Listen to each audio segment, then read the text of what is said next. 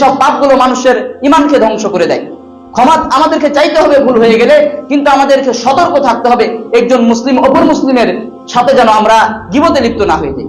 এটা বড় এক ধরনের পাপ। আল্লাহ কোরআনে তিনি বলছেন যে সূরা হুজরাত 49 নম্বর সূরার 12 নম্বর আয়াতে, যে তোমরা কি তোমাদের মৃত ভাইয়ের গোশত খাওয়াকে পছন্দ করো? মৃত ভাইয়ের গোশত, কেউ কি তার ভাইয়ের গোশত খাইতে পছন্দ করে? কেন পছন্দ করে না? আল্লাহ তিনি নিজেই বলছেন উদাহরণ দিয়ে যে গীবত করো না, তোমরা কি তোমাদের মৃত ভাইয়ের গোশত খাওয়াকে পছন্দ করো? আত্তাকুল্লাহ, আল্লাহকে ভয় করো, ইন্নাল্লাহা তাওয়াবুর রহিম। এরপর আল্লাহ বলছেন আল্লাহ সুবহানাহু ওয়া তাআলা ক্ষমাশীল। তার মানে আমরা উঠতে বসতেই রাসূল সাল্লাল্লাহু আলাইহি ওয়াসাল্লাম একটা হাদিসে বলছেন, আর এটা তিরমিজির হাদিস 4 নম্বর খণ্ডে 140 নম্বর পৃষ্ঠার 2004 নম্বর হাদিস, আন আবি হুরায়রা রাদিয়াল্লাহু তাআলা আনহু ক্বালা সুইলা রাসূলুল্লাহ সাল্লাল্লাহু আলাইহি ওয়াসাল্লাম। আবু হুরায়রা রাদিয়াল্লাহু তাআলা বলছেন রাসূল সাল্লাল্লাহু আলাইহি ওয়াসাল্লামকে জিজ্ঞাসা করা হলো, আন আকসারি মা ইয়াদখিলুন নাসিল জান্নাহ, মানুষকে কোন জিনিসটি সবচাইতে বেশি জান্নাতে নিয়ে যাবে? ফাকাল রাসূল সাল্লাল্লাহু আলাইহি ওয়াসাল্লাম বললেন, আত-তাকওয়াল্লাহি হুসনুল খুলুক, তা হচ্ছে তাকওয়া এবং উত্তম চরিত্র। ওয়াসুইলা, আবার তাকে জিজ্ঞাসা করা হলো যে আন আকসারি মা ইয়াদখিলুন নাসিন নার, মানুষকে কোন জিনিসটি সবচাইতে বেশি জাহান্নামে নিয়ে যাবে?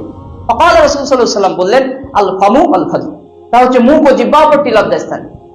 তাহলে জাহান্নামে যাওয়ার সবচাইতে উত্তম মাধ্যম হচ্ছে মুখ ও জিহ্বা আর লজ্জাস্থান। এই দুটি জিনিস দিয়ে মানুষ জাহান্নামে পৌঁছে যেতে পারে।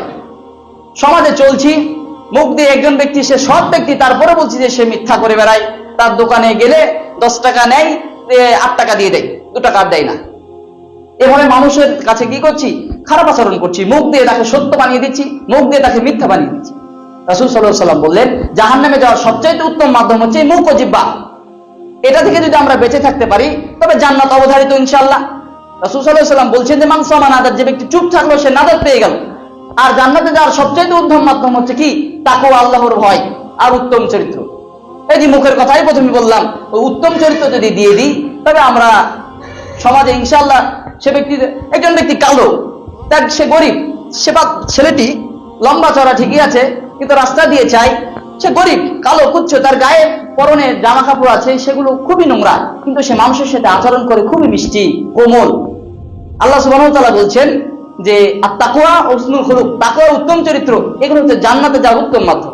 রাস্তা দিয়ে লোক বলবে আরে বেচারা অমুকের বেটা অমুক, কিন্তু দেখা হলেই সালাম দেয়, দেখা হলেই মুসাফা করে, দেখা হলেই সে আন্তরিকতাভাবে কথা বলে, সেরকম মানুষের কাছে দুনিয়াতেও একটি সম্মান পাচ্ছে।